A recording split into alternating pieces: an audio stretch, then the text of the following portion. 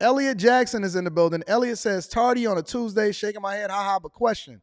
Should I move into a nicer apartment house because my income is six figures or stick with my $600 rent? You really want to know my answer? You're not going to want to know my answer. My answer is this. I think you should stick with the $600 rent. Never raise your lifestyle up to meet your income. Here's the question. What value does it add into your life? Can you write it off? How much more are you going to have to work and pay taxes to the federal government in order to substantiate your lifestyle, right? It's so many other questions that come along with it. If you're comfortable, stay down. Now, here's the question. Once you got your income up, what you going to do with the additional money? Are you willing to give it to somebody else in order to live a perceived better lifestyle? Or are you going to start investing in assets that would then pay for your lifestyle? Stay down, man. Keep your budget the same. Expand the amount of money that you're spending on paying off debt. Expand the amount of money that you're spending on investing in yourself. Start to spend money on leveling up when it comes to your skill set so that you can then make even more money and then invest in assets that ultimately pay out long term. Listen, you could become a millionaire. If you got $600 in rent, that don't necessarily mean that you need to increase your lifestyle. It means you need to start increasing your assets. Throw every dime that you have into the thing that is going to generate more revenue, and you want to live great forever. You don't want to then meet a next person's expectation so that you can be a perceived baller. You want to be a real baller in real life. One of the biggest criticisms that I get is that I don't live in this big old mansion, or I don't have all of these expenses. I'm not paying these crazy property taxes just because of what my income may be perceived to be to people on the internet. I don't have to prove myself to anybody. I am very, very comfortable waking up, overlooking the lakes, right? My people is straight. My daughter is straight. She in a great school. Her college is paid for. My assets is continue to blow up. We going to continue to pour money into the things that add value into our life, not do things for people that don't even care about you. Anybody that would go against you or talk negatively about you never had your best interest at heart in the first place. So why would you then buy something in order to satisfy them? They're never going to be happy with you anyway. Once you start getting comfortable in your own skin, once you start focusing on the things that's best for you, then you start to expand and you start to grow and you start to blow up and you start to get all of the assets and you start to become successful. Stop living your life based off of what you think society expects from you. Listen, if you can get free rent, why would you pay $600 in rent? Don't you know the number one rule for rich people is try to figure out how it is that we can minimize the amount of money that we're giving away for free, especially when it comes to taxes? So what do? We invest in ourselves. We buy things that we A, can rent off, and then B, add more value into our life long term. If it's not adding value into your life, then forego it. Forego it. Invest in yourself. Invest in assets. If you can live for free, do it.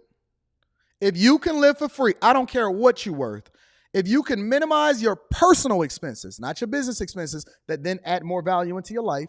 If you can minimize your personal expenses, every single person here, this is what I want you to do. I want you to go over your budget with a fine-tooth comb. Go over your budget with a fine-tooth comb and figure out where you can cut out anything that does not add value into your life that you cannot write off from a business perspective.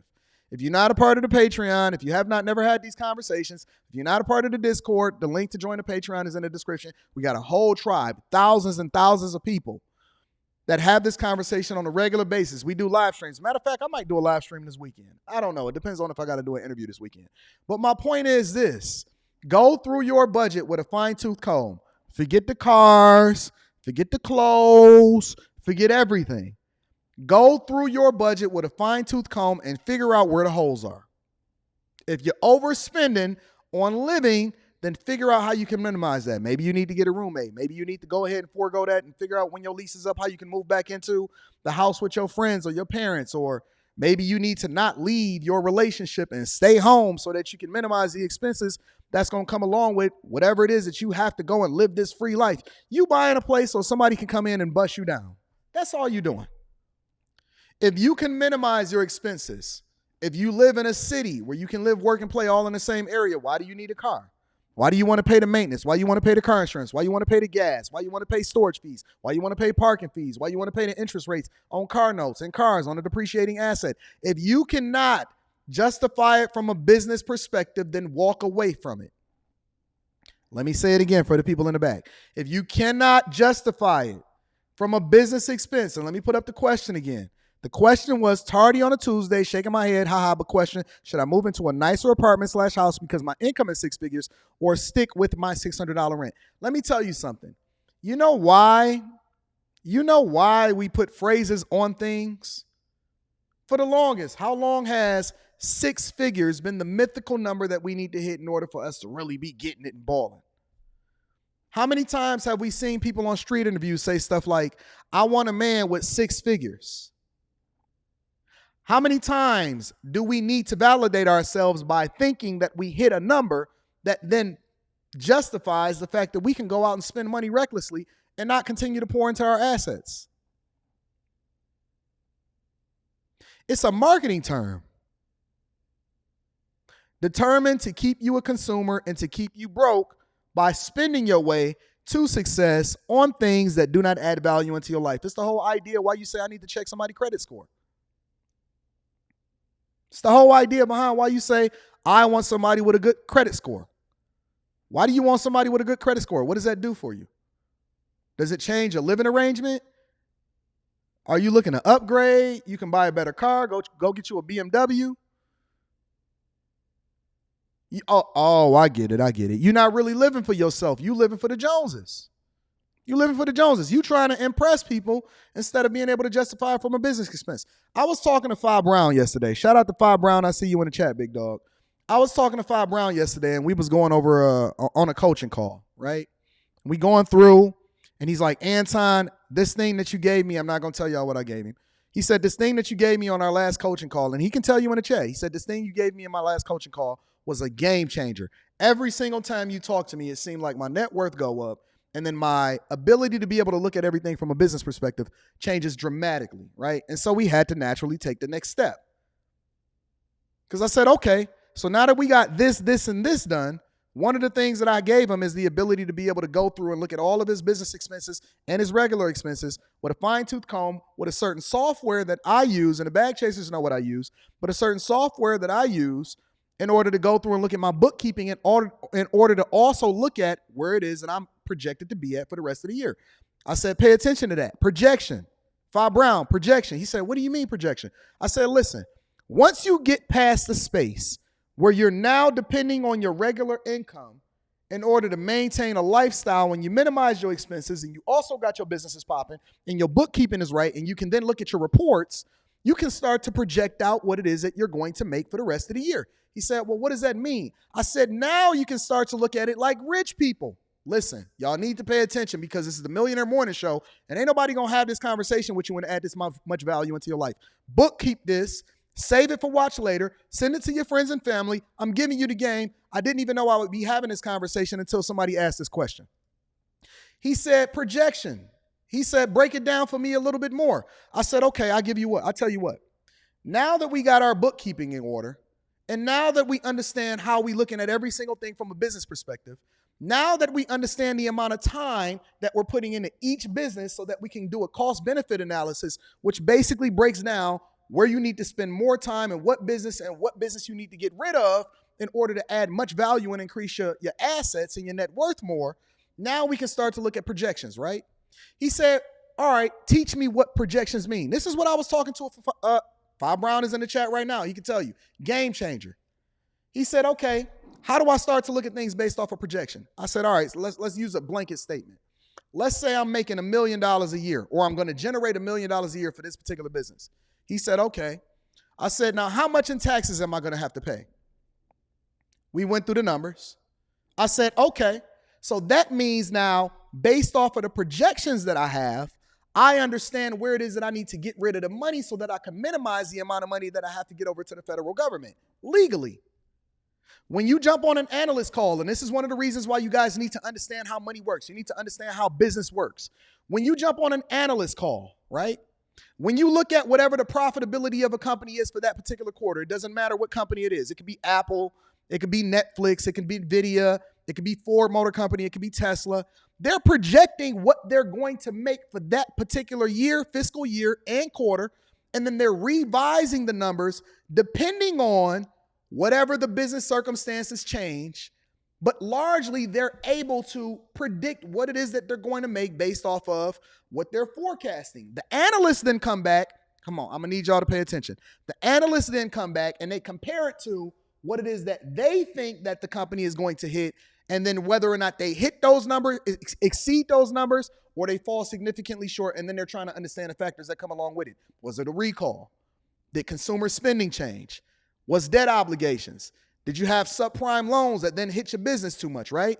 They're projecting, and then that's how they determine whether or not they need to hire. That's how they determine whether or not they need to invest in more other things. That's how they determine whether or not they can put research and development into this particular project.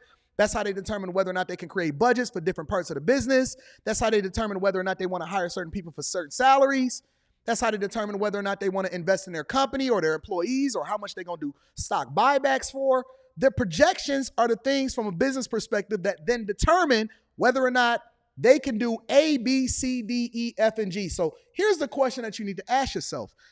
Once you get past being under duress, and once you get past just having a job, and once you get past using your income in order to maintain a lifestyle, how do you then bookkeep differently? How do you then set up certain businesses? And then how do you minimize the amount of money that you have to give over to the federal government or to things that do not add value into your life? You do it the same way that you do it from a company perspective. Projections. I'm able to look at whatever business that I have and even my income that I may have from my job. And I'm able to say, okay, we're projected based off of historical evidence, growth, and then also where it is that we're going in order to make X amount of dollars from this business, this business, this business, and this business. So, okay. How do we then create the budgets to minimize the amount of money that we have to pay in taxes, increase our net worth by investing in things that then add more value into the business and add more value into our assets? And then also on top of that, making sure that we're very, very diligent and paying attention to anything that we may or may not buy that we would have to pay taxes on because it's not a business expense. Anything that we have to then trade in our time for money in order to pay taxes on it because we can't write it off from a business perspective. The only way that you can do that is by being able to see into the future and project what you're going to potentially make, and then align your business principles, your lifestyle, and everything that you have going on from there based off of what it is that you're projecting to do. How do you know, even if you're a business owner, let's say that you over there and you killing it from a business perspective, right? How do you know how much you're going to have to pay in taxes next year? How do you know how much you're going to generate? How much you know in payroll? How much you need for marketing? Are you going to buy some new cameras? Do you need to go out and vlog? How much are you going to pay people in order to come in and then do the work that you're supposed to do? What do you need to do for content creation, right? Every single thing that you do should be based off of a budget, because it's not just budgeting. Budgeting is just the first step on a personal level. Once you understand what your budget is, then you're able to project, and you need to use this in your personal life and in your business life. There's always another step. There's always more growth. There's always more things that you need to do that then increase the value of your time, the value of your assets, and then ultimately your net worth. But if you cannot do this successfully by first wrangling in your personal expenses that then substantiate your lifestyle, then you are going to be in a very, very, very difficult situation in which you're giving more money over to things, and you're spending more money on people, and you're spending more money that you have to that's not necessarily adding value into your life.